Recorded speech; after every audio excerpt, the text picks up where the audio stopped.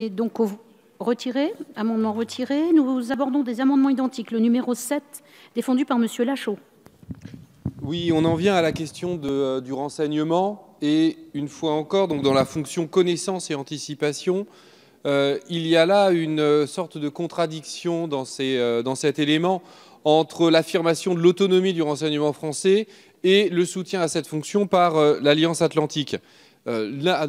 Comment ne pas se rappeler, au moment où nous écrivons ces lignes, que 3 présidents français successifs ont été espionnés par la NSA sans qu'il y ait de réaction de l'État français?